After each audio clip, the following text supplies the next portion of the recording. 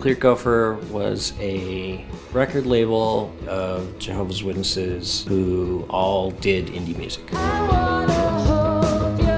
Witnesses can listen to music. It's not like a Footloose situation where like the preacher's like, no music ever. But stuff is frowned upon. You need to really beware of that disco beat because that disco beat invites the demons. At 17, I basically thought to myself, what am I doing? Is this how I want to live my life? Like, do I even believe this? Music was my savior at that point. The moment people started taking it seriously is the moment that someone would start to, well, maybe we shouldn't be doing this.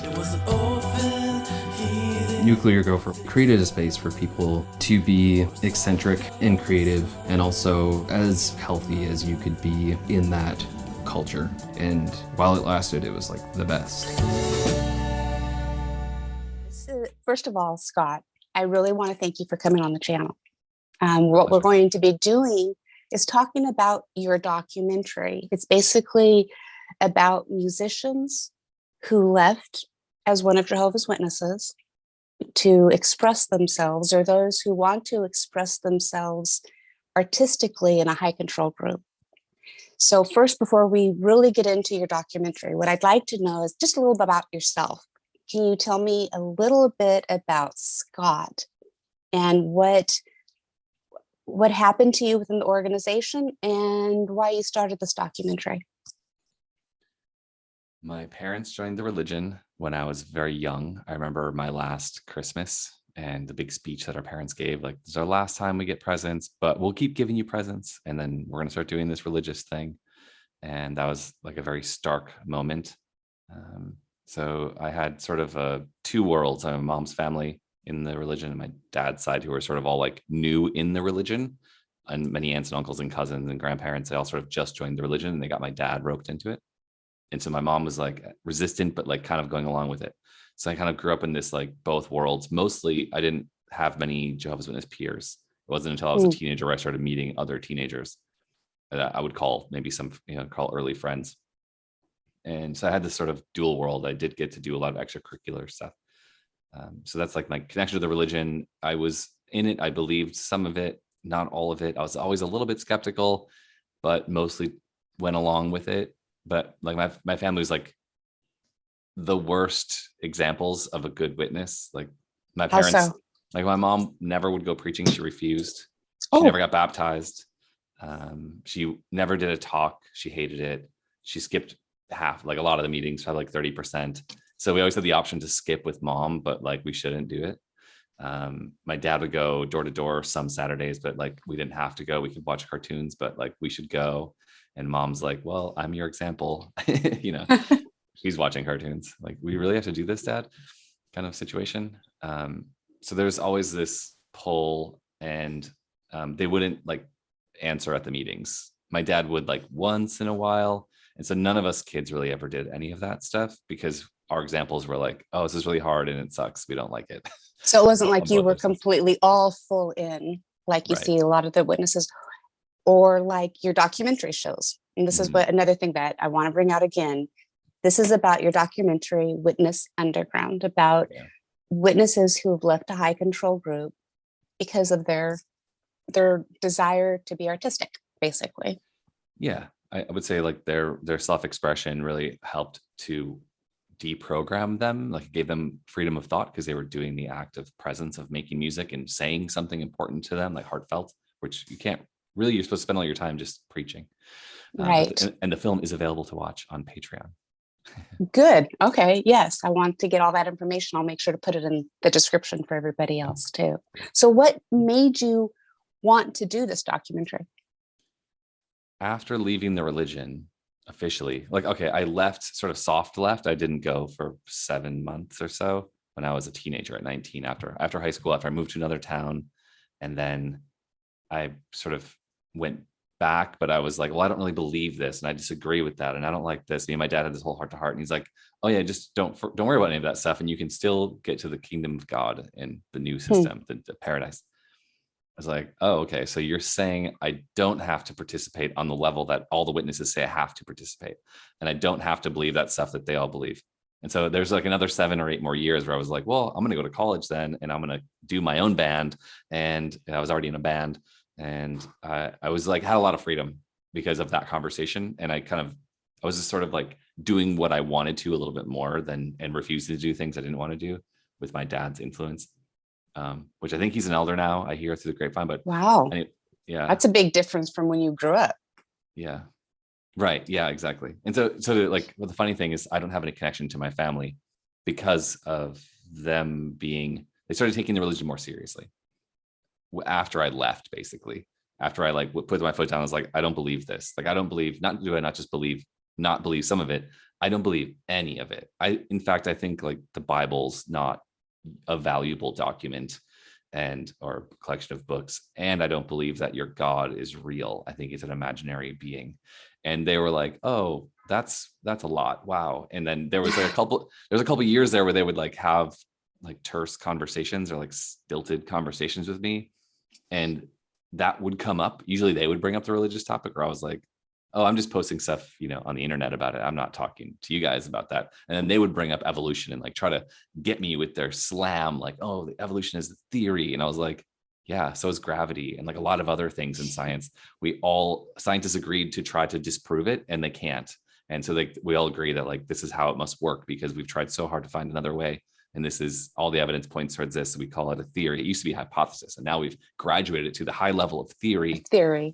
And they're like, oh, I thought that was like going to get you to come back to God by saying evolution is just a theory. And I was like, no, it's how nature works. Why are we talking about this? We were just talking about like delicious coffee we were having, and then you change it to evolution. Like, can we just go back to the coffee conversation, or like what else is going on in your life? But they would always make it about like something. And then at some point they just like put a hard line in the sand. They're like, we won't let you be in our life anymore.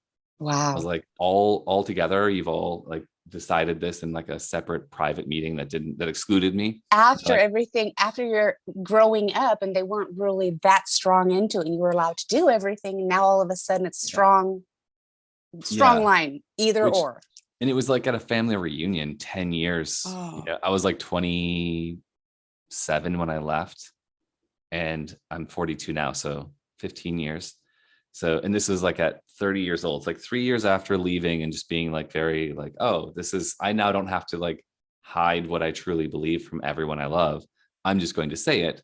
And it's awesome to be like, have a conversation and not be shunned and be sort of accepted, but still having conversations. But it was a tense thing, but I was like, oh, like, great. My parents and my siblings, like, they're not shunning me. That's pretty cool. I thought it could be worse, right? I've seen worse. It has been, yes, a lot worse. And then there was all of a sudden this ultimatum. I'm like, I haven't lived anywhere near you in any state, even. Like, we're like, my brother's been living in Germany since like 2006, 7 or something. And my other brother's in Florida. And I basically haven't seen my sisters be teenagers because I'd been an adult, like I was older than them. So I was like living in other states and traveling and living in Europe and Ecuador and living in Colorado and Seattle. And then all of a sudden there was like this break. They're like, oh, we won't hang out with you anymore. I was like, but we're hanging out right now. You guys, we were having one of our yearly family reunion.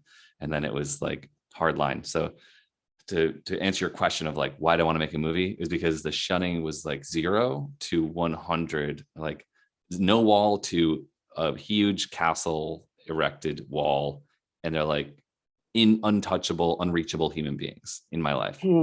Overnight, parents, grandparents, 4 siblings, aunts, uncles, cousins, just like, we're no longer allowing this person in our life. And it's like, what did I do? And later I did confront them. I went to them when I made the movie in 2018 when we shot it, like that week after, or it was like a month after I was in the region of Wisconsin, Minnesota. I went to my parents' house and had like a 40 minute conversation with my dad. And my mom tried to avoid me, but like later in town, I was trying to visit our grandma, and she like had to get her medicine or something. And so we had a conversation, and she was trying to avoid that. She like drove circles around the parking lot for a while. And I was like, wow. Mom, just have a conversation with me.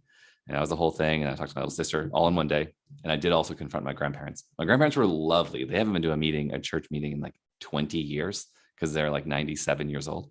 And they were like, we heard you're making videos. And I'm like, well, your religion's making videos. They're like, what do you mean? I was like, JW Broadcasting. They're like, what is that? I was like, yeah, you're from a different religion. You're from a 1980s version. It's so different. Yeah. So different. And they're like, really? And I was like, yeah. So if, like, you guys are going to make videos, so the people you do your worshiping with make videos, then I should be able to make videos about what I believe. Like, what's the difference? And they're like, why don't you come on in, son? Grandson. Really? And then we had to sit down for like 8 hours. It was awesome. I loved it. They were so lovely. Wow. And like, we didn't really talk about anything religious. My grandma dropped a couple, I wish you would just come back. And I was like, I'm here now.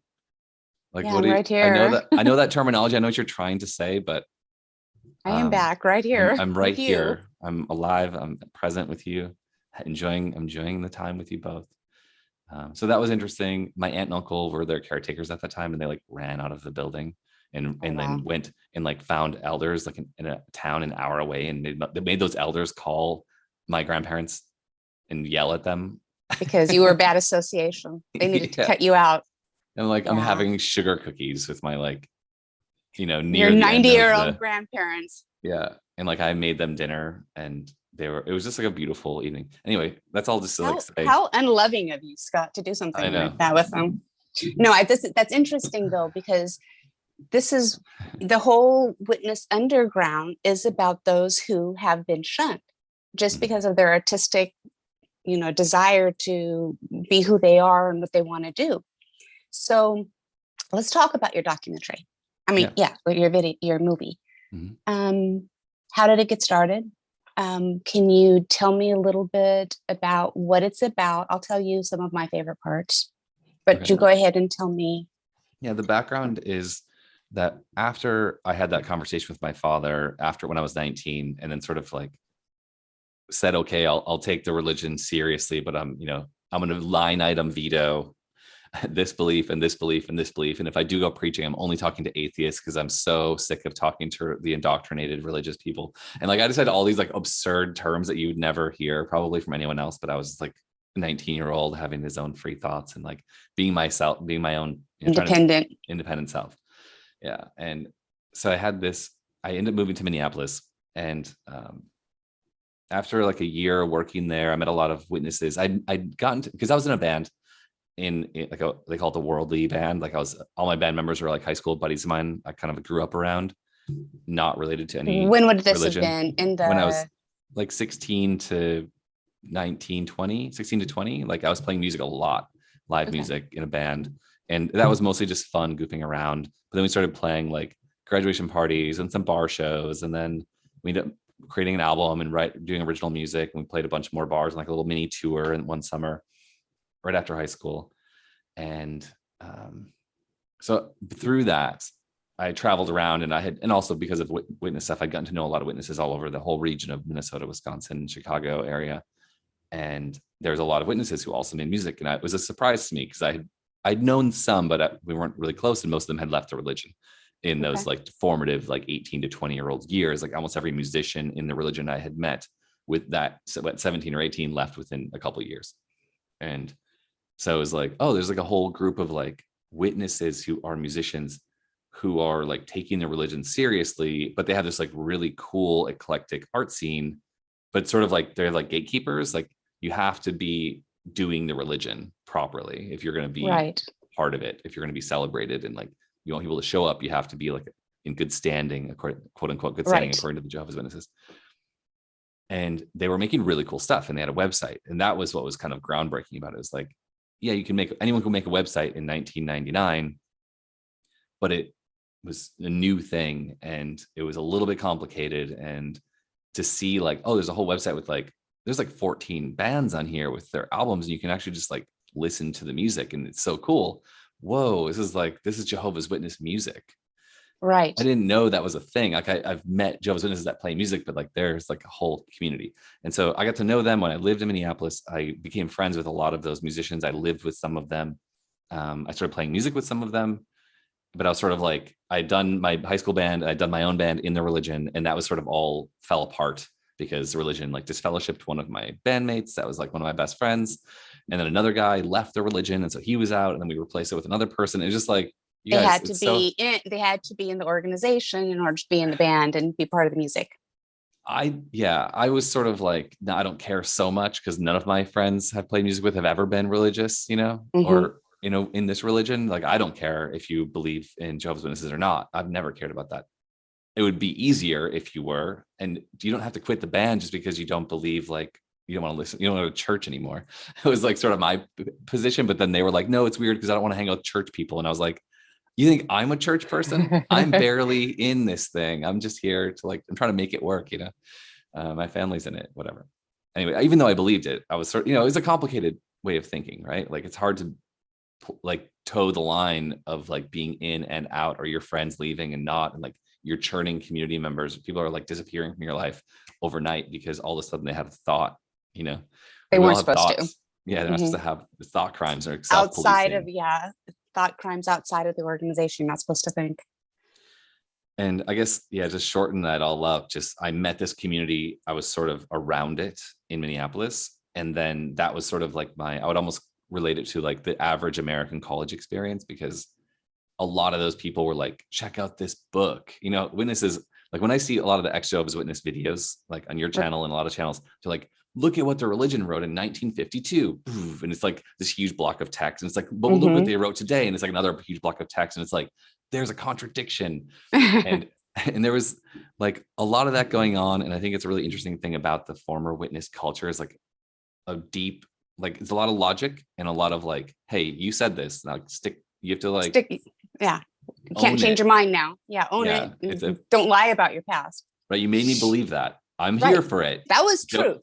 Yeah, that was truth. Why has truth changed? Truth's not supposed to change. Right. So what was happening with these witness musicians was, and kind of the tail end of that community, and the film sort of chronicles this part of this time period, the final years of this music communities, especially. It does, like, we show like the whole 17-year music and art community in a way, through video and music. And it's very vibrant. They did over 30 albums of music.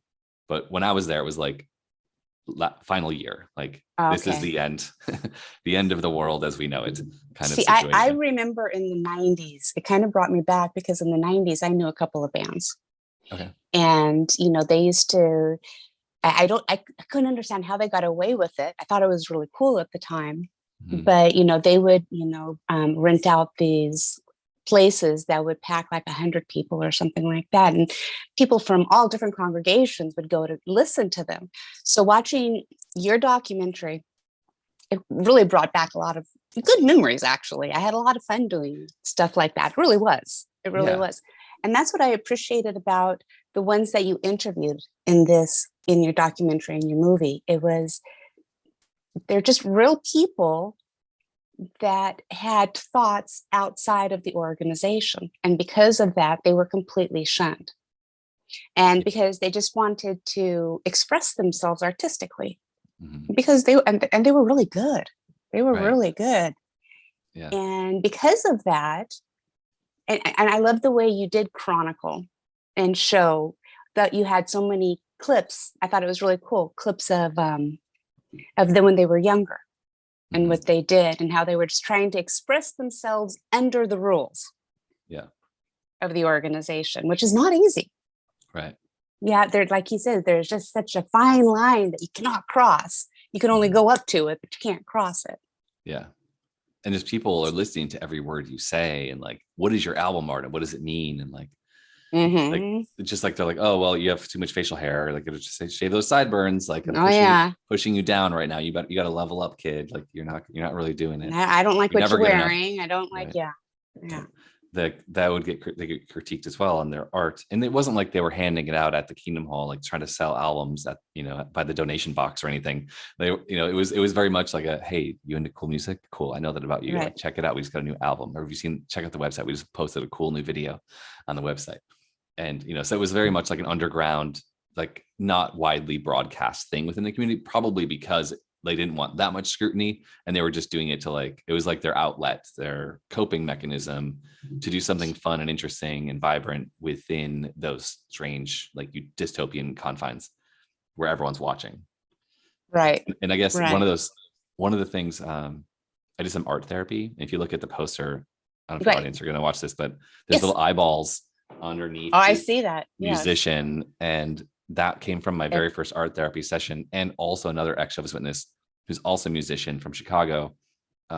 She did a painting in art therapy that was also a room filled with eyeballs. And I was like, Oh, like there's some shared trauma here of always having. Everybody's watching you. Yeah. Everybody's watching every movement, everything you say, everything you do.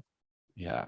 And so what I like, the poster art is this female artist emerging from a dark abyss of all these eyeballs, disembodied eyeballs, looking at her as she like rises up into, I don't know, some multicolored universe, real version of reality. Our part of the simulation.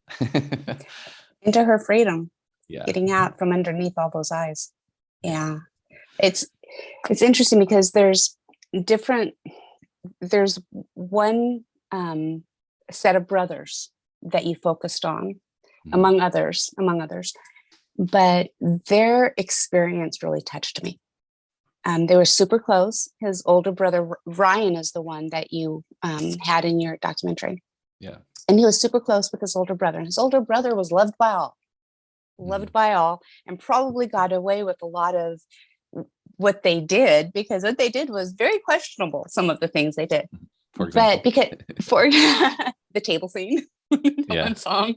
But the whole because music video about cannibalism. the cannibalism, I'm trying to figure out how they got away with that. I know, right? But because he was pioneering and he was checking all the boxes, is what I say. They go to the meetings, they go out in service as much as they're supposed to. They're pioneering, they're checking all of the boxes. It was okay. And it was okay for them to be doing their music. Yeah. But then you shared, I'm just going to say about Ryan so that the audience knows what I appreciate about it. Yeah. He lost first of all, he stopped believing, and your documentary shows why and explains how he came to a certain conclusion that he did.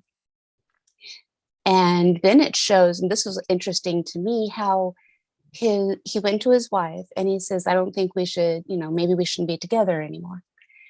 And she says, no, she can't do it. We can't think that way because Jehovah hates a divorcing. Well, as soon as he says, well, I don't believe anymore. So you don't want to be a part of the organization, or you don't want to be part of the truth anymore, is what they say. Mm-hmm. It was okay for her just to leave. That made it okay. Prior to that, they weren't supposed to do it because he says he didn't want to belong in this organization anymore. Then it was okay for her to leave and never see him again. Like, yeah, that's a crazy thing, right? I mean, just immediately cut him off completely. We will show that clip. The decision I'd come up with was I'm gonna deal with the marriage thing, and I'm gonna keep quiet about the witness thing. I'm not saying anything. I wasn't brave. I wasn't like, oh, I'm gonna do this for my kid. I was just like, no, I need to do more research. I can't do this. So I get in my car, drive to work. 5 minutes after I leave the house, I get a phone call from her. I turn around, I come back. We start talking. She's like, do you really think we shouldn't be together? And I said, well, yeah. I mean, I'm not happy. You're not happy. This isn't working. We both know it. I'm like, we're together because, Jehovah hates a divorcing, right? And she's like, well, so if we split up, would you still be a witness? And which I thought was kind of an odd question because I hadn't said anything at all about religion. But when she asked me that question, my internal editor was just gone. If you would have asked me what would I say, I would have been like, oh, of course, we'll take it one step at a time. But what I actually said was, no, I don't believe any of it anymore. She was like crying at the moment that I said that, and as soon as I said it, she stopped crying. And she's like, oh, okay, so I'm gonna move back to my parents in Chicago, and I need you to leave right now. And I never saw her again. Your wife? Yeah, I never physically saw her again. That clip. Yes, but I'm also going to show the clip because it was very touching about when he lost his brother. What I didn't know was my brother had broken a bone in his foot while helping somebody fix a fence, and they put a cast on his leg, and the cast was constricting, and he didn't feel very good, and he wanted to go get it taken care of, but he didn't have any health insurance because Jehovah's Witness, no education, works 3 shitty jobs, none of them have health insurance. The family didn't try to reach me while he was in the hospital. I went to my phone, I saw that I had like 1 million messages. It was a landline, and I didn't want to check him because I had to go to work. So the phone rang, and I saw on the caller ID that it was Esther. And I answered it, and she's like bawling, and she's like, I don't know how to tell you this. Your brother died. So then I went to my parents' house, and my stepmom kicked me out. There were like 100 people there. I had to sit in the front yard. I wasn't allowed in the house. The nuclear gopher was in the basement. I stayed, and I said, I'll be good. I'll stay in the yard. Don't worry. And so my stepmom, Diana, she pulls me aside. She asks, don't you think it would be more dignified if you had a separate gathering at your own house? And I'm like, what? This is my house. I grew up here. Me and Rhett's bedroom is like, we shared that bedroom like our entire lives. Like, this is my dad. This is my other brother. It's like, you're kidding, right? She literally went straight to, there was a scientist who proved that creation is true and evolution is false. And you just don't want to believe because you have a bad heart. And I'm like, what? Wait, where is this coming from? I'm like, do you think I'm here to talk about evolution and creation? Do you think I'm here to debate religion? I just found out Rhett died 45 minutes ago. Like, why do you think I'm here? And she started yelling at me and telling me that if I did pray, God wasn't listening because I had a bad heart, so he wouldn't listen to my prayers. And that I didn't belong there. And she literally drove me out of my house. And I went from the backyard through the house out to the front step, and she was following me and yelling at me. And I got to the front step, and I saw that my mom had just got there, who's also an ex-witness, right? And like, my mom's not allowed there either. But she came there because that's where she raised her son. So I stopped and I turned around and I fucking apologized to her. I apologized to the woman who kicked me out of the house. When Ryan's brother died and Ryan was disfellowshipped at the time, he went to the funeral. They told him he had to sit outside until the funeral started. And he sat out there with the other disfellowship people.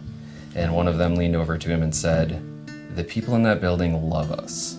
They've just been taught an incredibly stupid way to show it." It was his own brother's funeral. Your entire social sphere, everyone's pointing at you going like, well, you sinned against Jehovah and you're making this so hard on us. I can't believe you did that. And they truly believe that. I don't think these are evil people, but that's how they see the world. And so all you've got is this completely lonely person who feels like they are the guiltiest, shittiest person on earth, and that they've hurt everyone they ever loved, and that God's not even really listening to them. And what he went through, how he was literally chased out of his family home, the home that he grew up in. He wanted to go there and grieve for his older brother, and he was chased out.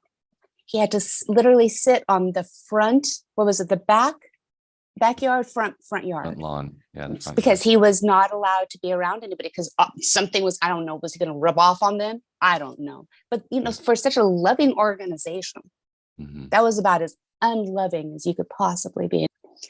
So, yeah. It's a constant stream of hatred. I think of them now as a hate group.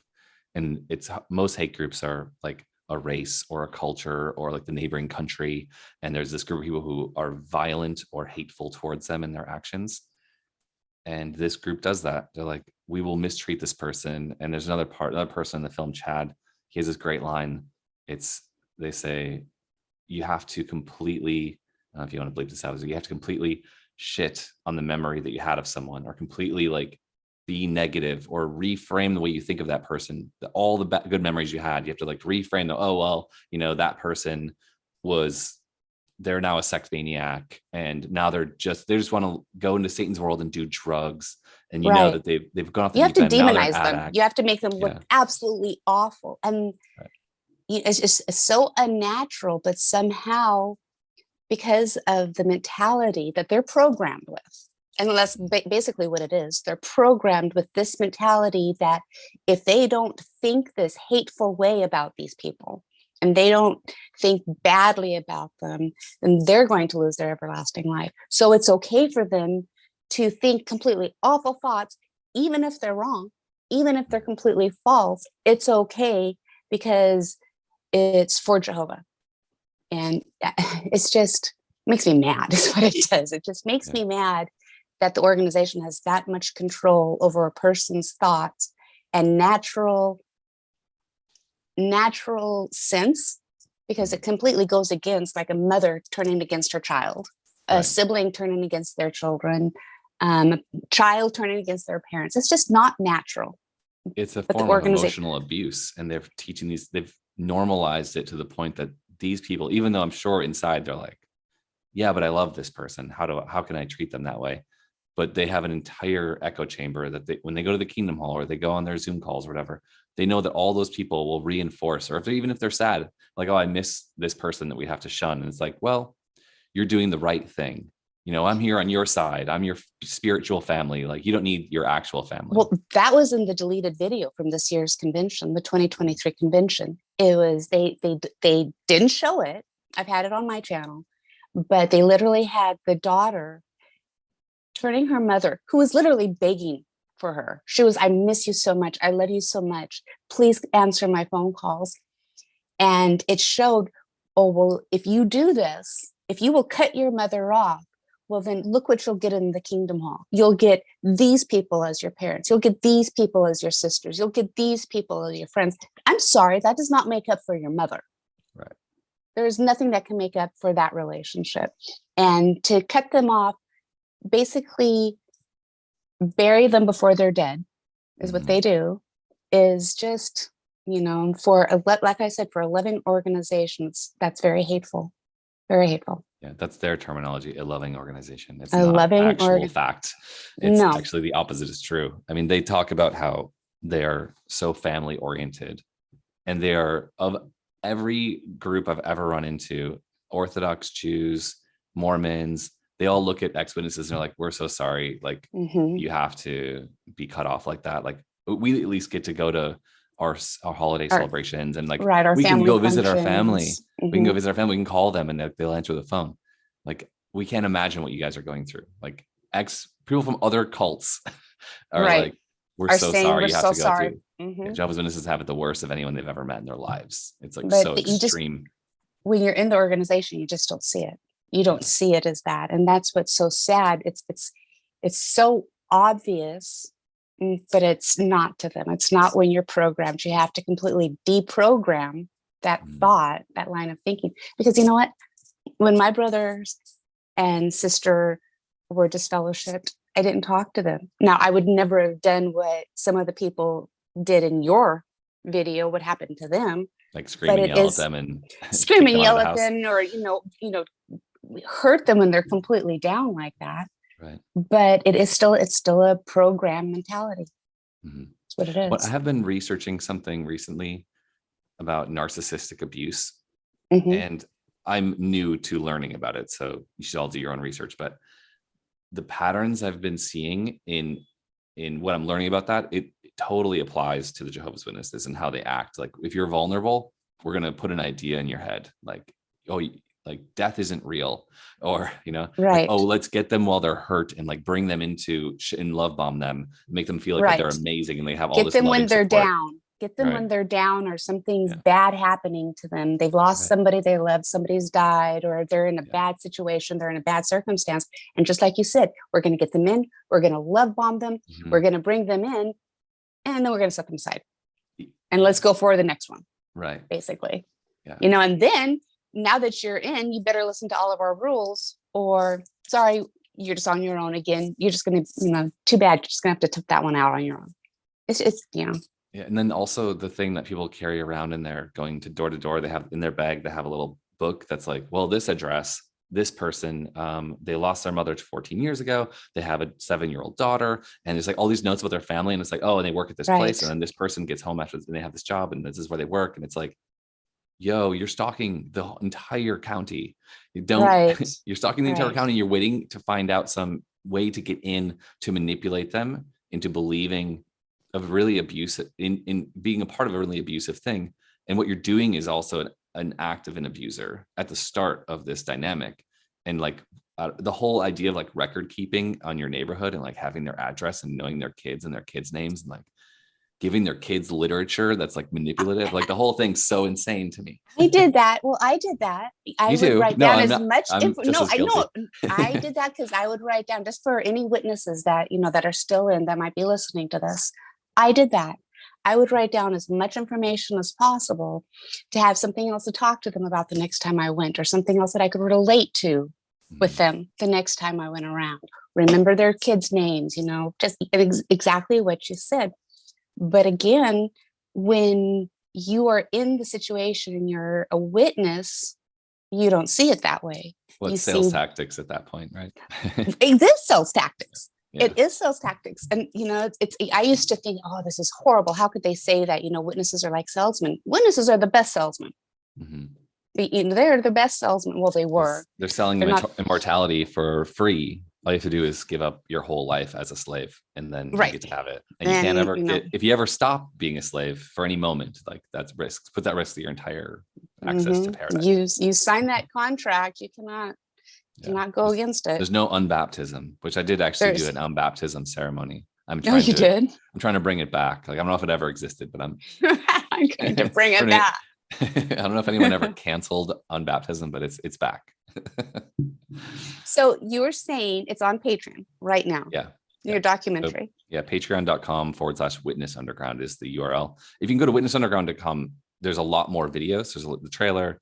That's probably the easiest. Go to witnessunderground.com and like get to know about the project. Okay. It's crowdfunded by ex-Jehovah's Witnesses primarily, and it is built off of the back of another project called XJW Coming Out. So it's interviews just like this about the origins of it being in the religion and how you left, and like what was the leaving point, like why did you leave, and how was your life on the outside. So it's like a 3-phase thing always. That's what I was Okay. doing in that interview. That's great. Series. And so I actually just released season 2 on YouTube publicly. It was on Patreon only. And so we're doing season 3 XW Coming Out interviews right now, which is actually going to be one really big interview with a big activist from the 80s and 90s. And I'm trying to work with Barbara Anderson, which I'm super excited about. Oh, lucky you. Yeah. And then it'll be all the full interviews from Witness Underground. So the 5 artists who are shown, it's Chad Rieger, James Zimmerman, an author, and Eric and Cindy Elvendahl, who are a music duo highlighted in the film, and then Ryan Sutter, who's sort of the background of him. So those 5 interviews are coming out in full length, and then I might cut them into, because I shot a lot of other stuff that wasn't used in the film. So Right. like every person got like 10, 12 minutes in the film. There's 6, there's 5, so it's more than that, like 15 minutes each on average. But the interviews are like 2 to 3 hours, and there's a lot of interesting stuff in there. And I also had like a normal human being and like a never religious human raised in the States interview these ex-witnesses. So it's like, wait, how does who's going to heaven exactly? And then it's so the chat will dive into the 144,000 and like how that works with like the wine, like it's actually really weird mythology and strange, from an outsider's perspective. If you're an outsider, looking in. Yeah. Yeah. So, I mean, ultimately, I guess we'll see where those interviews go. Like I'm having actually the son of the author in my film is now editing the raw interviews. So it's going to be interesting because I'm like doing a multi-generational thing now. It's like a little legacy. Well, I'll make sure to get all of those links because I'll put as many as I can in the description, and then so that people can, go directly to what you have going on. So there's so much content. So witnessunderground.com has all of the projects and the new podcast. So I have my own podcast, Witness Underground podcast as well. So there's just a lot. So if you go to that website, it's like everything should be there and links to everything. And I'm going to be doing just a new launch I'm going to do is Vimeo is like a YouTube player, but you can embed it in your website. So I'm going to have a nice high-end version of the film on Vimeo that you can just pay and play on the site. So that's like a one-stop place for everything there. Okay. And you'll have all of that in this link. Yeah. Okay. Exactly. Good. I'll probably do that launch September. So watch for that new release. So that's what you got coming up. Yeah. It'll be like a video on demand. It's called a TVOD. So like pay a certain amount and you can watch it.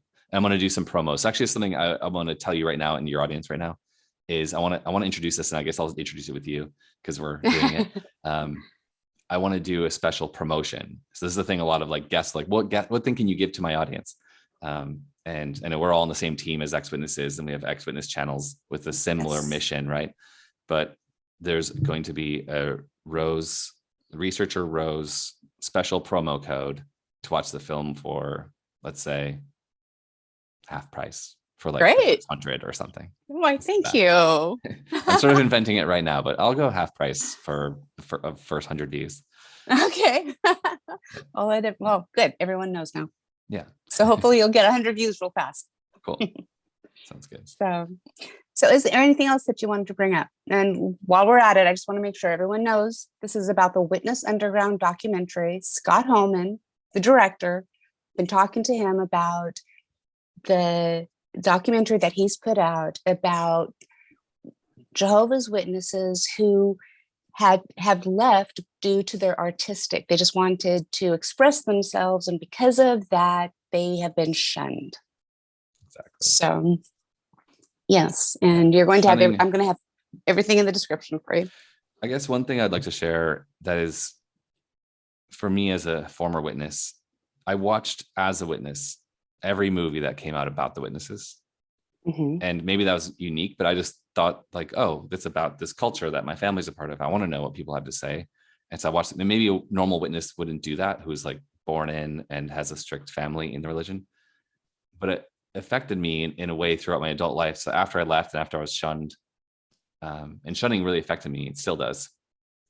I thought back on that, like, how do you reach people? How do I reach my individual family? I don't really care about the other friends I lost that are still in or whatever so much. I care a lot about my immediate family, emotionally. But I was like, well, I could do YouTube channels. I could write about it. I could post stuff on social media, and I dabbled in a little bit of all of that. But I got to thinking, and I had like quite a background in filmmaking and documentary. And I love documentary. And I was like, I think I could tell this story, and to kind of bring back your original question, which is how did this film come about? It came from a realization that all my immediate family do read everything I publish on social media. But if I made a movie, it wouldn't just be my family. It'd be like maybe every family who's in their religion, or maybe people who are physically in but mentally out, like I believe you are, correct? Mm-hmm. Yes. Like you're still in it. You're still like right. doing the motions and not believing it. In order to not lose my family. Right. It's a lot of effort. I couldn't do it. Or, like I was like, never again. Right. Like I will take those risks. And I here's the result. 15 years later, I have not seen my family for that long. And it's terrible. But I'm trying to continuously mourn their loss, even though they're choosing. Anyways, the whole thing. Mourn their loss while they're alive. Right. Yeah. And know that they're choosing it. And I can actually message them, and then I'll just never hear a response, right? Like I can email them or phone message them. And it's like, at some point you stop after they stop answering, because it's like exhausting to think. But it still hurts. Yeah, it hurts still again. Hurts. It hurts over and over and over. Yeah. And so I'm sorry for that. I'm sorry for that for you. Yeah. And I'm sorry you have to go through indoctrination sessions weekly. That sucks. I feel for your brain. Honestly, I've been doing a lot more with just Zoom. I can handle Zoom because I could just like walk away and shake my head off. But there's a lot that have to go to every single meeting, and they have to still go out and serve us. Ugh. Perfect natural response to service. What was I going to say? So the shunning. Oh, watching every movie. I was like, well, there's a few movies out there and they were good, but no one's ever made a movie where I felt identified, like I'd identify with the people in it fully, right, in a way that really told the story. Because usually it's like a newscaster or an unaffiliated director or writer or producer who's like, make them cry on camera. And it's like, right, okay, that's cool. Like, yeah, we're sad because we lost our family, and it's totally legitimate sadness. But now you're I felt always like they're exploiting their vulnerability in that moment, which is just like adding, it doesn't feel good. It's just like re-traumatizing the problem without actually like humanizing the people. So I want to make something that humanized the people. And I thought I could do that with these people that I became good friends with back in the day in the religion. And Ryan's interview, I never met Ryan in the religion. I met him 10 years later. And we were both like, I knew of him, but he didn't know who I was. He may have heard of me, whatever. That interview was just so solid. And I was like, whoa, this isn't just an XJW Coming Out series episode content. No, This this is like, you could relate. That's what I was saying yeah, earlier. I could anyhow. I could relate to his emotions. I could relate yeah. to his feelings. I could relate He's just so real. Yes, and I really appreciated that. I mean, everyone actually in your documentary was so real, so honest, Mhm. and it wasn't like they were hateful at all. Right. Yeah. And that's what, I don't want anybody to think that this is a documentary on a whole bunch of people that are just bashing the organization. They can't stand it. No, this has affected their lives. These are real people with going through real pain because of the organization. And like Chad, I can't remember exactly what it was. I'll have to, he said something, maybe it was what you said about, having to, yeah, they're good people. They're just taught wrong. They're programmed wrong. Yeah, Eric and talks that's about not that. Yeah. Was it Eric? They've just been taught that this is how you show love. Right. Or they've taught these really dangerous ideas. Kind of. Right. He talks about those ideas. Right. We'll show the clip. I will. Yeah. So is there anything before I let you go? Is there anything else that you'd like to share with everybody? Well, this is an act of activism and a work of activism. And you're doing your work of activism with your channel. And this is my best effort to add something to the community and the effort that all these XJWs around the world are making. And I would love for you to watch it. It costs an outrageous amount of time and emotion to create this at this high level. Like I could pump out like talking head interviews like this, in a week turnaround and like have an effect on the world. And I love that. And I'm glad so many people are doing that. And I also do that with my podcast and my YouTube channel. But a movie is, wow, I thought I'd be done in like 6 months or a year. And here we are 5 years later. And it's not just like the making of it was like shoot for a few weeks and edit for like a year and a half. And then we did the film festival run for a year. So we showed the movie around the whole country in these special, it got selected at 11 festivals. It was awesome. But now then distribution is like a whole learning curve. I had to figure out the business of it and how it all works in the back end and like how the industry functions. And now that it's here, I would absolutely love your support to go watch it at whatever you're willing to donate it at or whatever. Like right now it's at $10 and that will change. There will be free ways to watch it with ads, hopefully in the next couple of months. And there's a direct pay with Patreon. There's a direct pay with Vimeo. And I don't know how to, I don't really want to ask anyone for money, but like, imagine you're going to go out to the movies. It costs you money it's your time, your effort. You're not trying to make money off of this. Right. I would love to get my money back out of it. And I would love to make a second film, I would love to, like right now, I think I'm finding the people that I could work on the next project with. Right. And we don't want to have to crowdfund. I'd love to use this movie because it exists to go make another movie. Right. Because this one's funding the next one. That's the dream. And so, think of it as like generosity. And if that's not enough, 20% of all the money that comes in, we're putting into a grant that goes to XW artists. So we're going to choose one artist and spin that money back into the system. So the first grant's $1,000. So if anyone wants to go out and apply for that grant, it's on also witnessunderground.com. That's very generous. That's very generous. So I'm all for it. I enjoyed it thoroughly. I've watched it a couple of times. And anybody on my channel, watch it. It's really good. It's really good. And it's very relatable in so many ways. So yes. And thank you, Scott. Thank you very much for coming on my channel. I appreciate all of your efforts that you've put into doing this documentary. I know it wasn't easy. I know it's very time consuming, everything that you've done. So thank you. I think that it's going to take an army of us. Yeah. But I think this army is slowly growing. Yeah, I'm actually really encouraged by what's happening in the last few years of all these different people doing their way, saying the information that's important to them now in their own way. There's a lot of collaboration and there's a lot of mutual support. It's really encouraging to see. Yeah, you're right. It is encouraging to see. And I think it's just going to get bigger and bigger. Yeah, I think because so. there's a lot of them out there that, you know, that have been, like this documentary shows, hurt because of the organization. Right. So thank you very, very Yeah, much. thank you. Yeah, it's a pleasure. And I'm honored to be able to make something. It's like one of my life dreams as well, to make a film. And I don't know that I would recommend making something so personal the first time, because it's like really emotionally challenging. But at the same time, I grew a lot through the process. But yeah, it feels really good to put it out there. And also, I collaborated with the people in the movie. It wasn't like I shot a thing and I went and made what I wanted. They were there through the whole process. And the whole thing is the whole movie's soundtracked with their music. And that was like a 3-month process. Some of it was great music, and not some of it. It was great music. So you've got a lot of music to enjoy while watching the movie. Yeah, and you can also listen to all that music for free if you go to the same website, witnessunderground.com.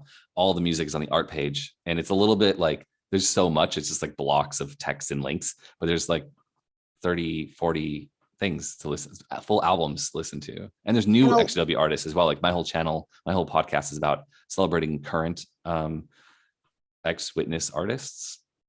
So you can go find more of them. There's amazing art coming out.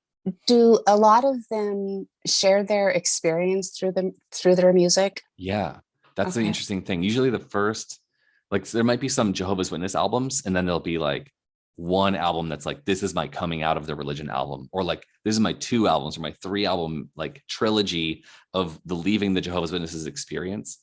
And it's like the lyrics are there, or like they're sampling a Jehovah's Witness Kingdom song, but they're like changing the lyrics, or they're adding like distorted governing body voices that sound like demons. And it's like, it's so wild and interesting. And it's like, that's a very unique form of, it's like its own genre of music. It's like ex-cult member coming out story music.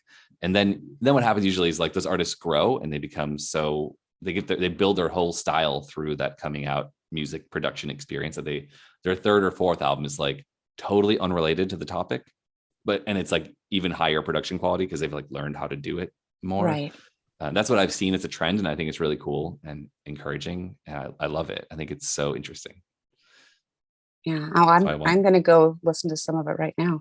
Cool. The ones I would say like are the most powerful that I was really honing in on were the Bloody Tuesdays. So on our first season of the Witness Underground podcast on the YouTube channel, look for the Bloody Tuesdays. David Quesada it's like his personal work. He has 2 albums. He has 3 albums out. The first 2 are like so tied to the religious experience and coming out story. Wow. And it's really funny and weird. It's like quirky psychedelic rock, like bizarre stuff. And I even put one of his intro songs into the movie. The very opening is like Toni Morris III saying, "Right, stick with what we have authorized, you'll be safe." But he like distorts the voice to sound really evil. That's like the opening of the movie now, which I'm so proud of.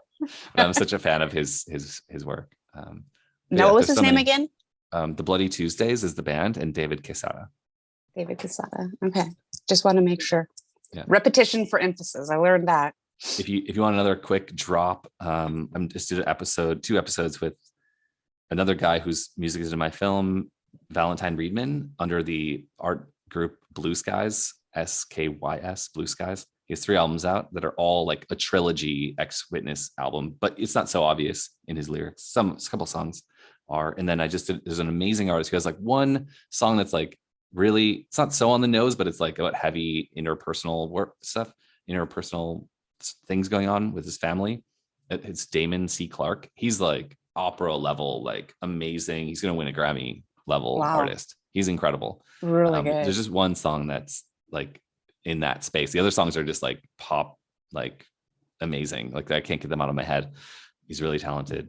And then if you want to dive to like a dark version of Madonna, like if there was like a 1980s evil world, but it's really dancey, Geneva Jacuzzi.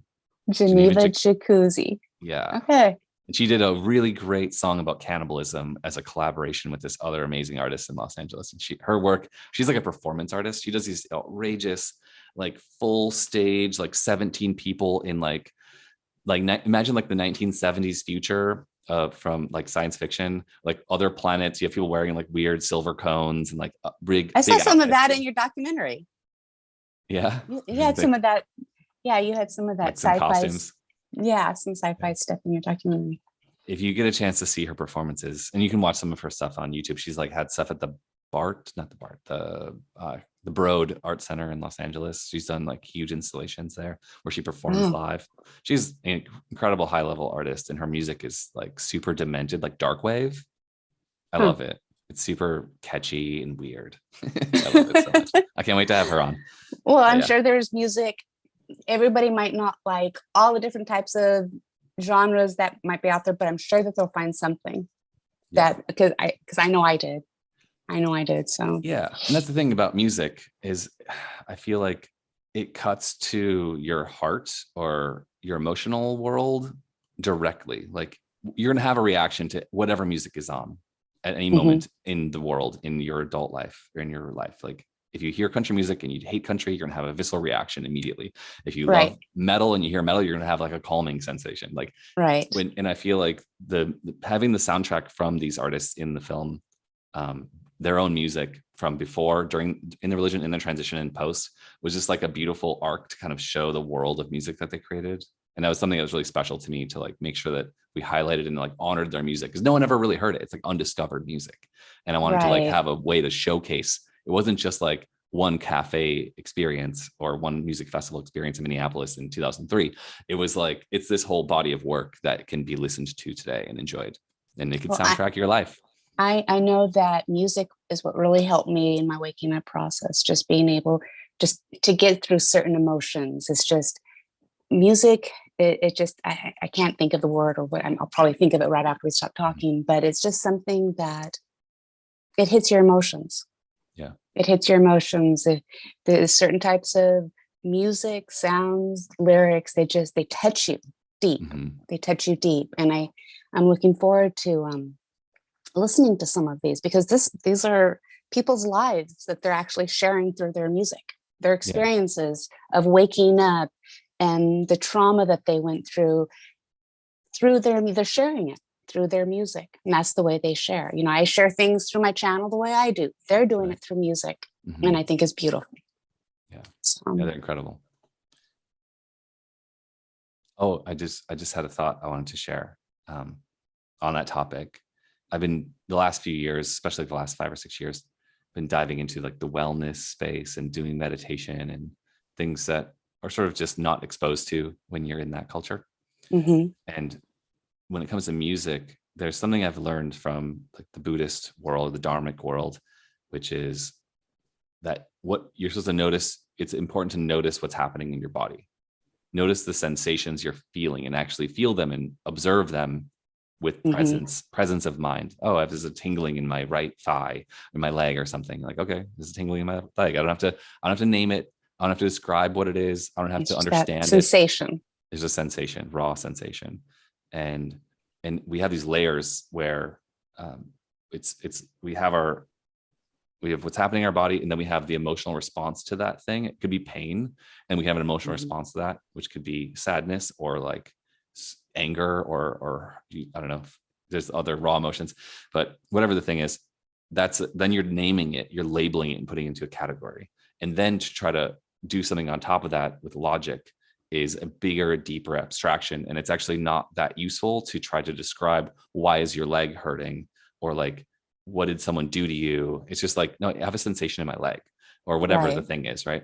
And I feel like music is on that. I'm having a sensation level, like I'm noticing this thing and I like it or I don't like it. And you don't even have to go that far. You don't have to overthink to describe it. Yeah, it's just like it is. You're not overthinking anything. You're just experiencing it. Right. Is that the right word? Exactly. You're just experiencing it. And I think that's the power of music, that it's so fundamental that it doesn't even need to be thought about or even labeled as an emotion. It can just be. And that's why it works for everyone across the whole planet, regardless of your cultural background. That's very true. That is very true. My channel is all about like highlighting artists who are especially musicians about their coming out process, because they have this unique language and their vulnerability and ability to turn their doubt about praying to God and whether or not he's listening into a beautiful song called A Prayer to No One, which is highlighted in the film, for example, you know, or whatever the thing is, or like, I don't like what the elder's saying about homosexuals. Like, well, you could also write a song about it. And someone did, and like, go Right. listen to it. Like now there's a song to go with all those crazy experiences you And had while you're sitting at the you're just Kingdom Hall. listening to it, and you're just feeling you're not overthinking anything. Yeah. You're just in the moment, letting it wash over you. Yeah. And I'm not very good at like, in the moment, saying something and trying to articulate it, but that's how I see it. Yeah. I like the washing over you description. And that when a song feels like it's washing over you, it's like powerful. It's like a calming and powerful thing. I absolutely love that. It centers you. When we were doing the soundtrack, trying to organize it and also trying to do a concert with Ryan Sutter from the movie, he was like, describe all my songs to me, because I had done this deep dive into all of his body of work over like 35 years, listened to everything he did, and I took notes on every song. He's like, I want that. So I gave it back to him. A couple of the songs were like, this song just washes over me. It's amazing. Like, it's actually really powerful. And I that was probably my favorite description to describe of someone's music. So I like that you said that. Well, that's how it does to me. You just kind of close your eyes, just let it wash over you. And to me, it can have a very calming effect as I just listen and let it, like I said, let it just take it in without overthinking about anything. So no, I'll hopefully, like I said, Witness Underground, everything will be in the description, the links and everything mentioned in this video here, about artists just trying to express themselves and coming out of the organization and their experience, and they do it through music. And go watch it.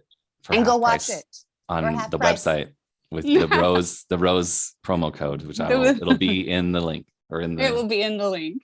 It will be in the link. Well, thank you, Scott. I really appreciate you coming on again, taking your time out. I know you're really, really busy, especially right now with getting everything out. So thanks for taking the time out, and watch it, everybody. I really appreciate you being on the show. And thanks everyone for watching and for supporting, even just commenting and liking on the thing. Makes a big difference. Let's go out to other people. Yeah. You do a review for it. That's amazing. I absolutely love getting people's personal reviews. The first time watch and me hearing how people felt about it is like the best thing in the world. Well, thank you. You heard him. You're welcome, Scott. Thank you.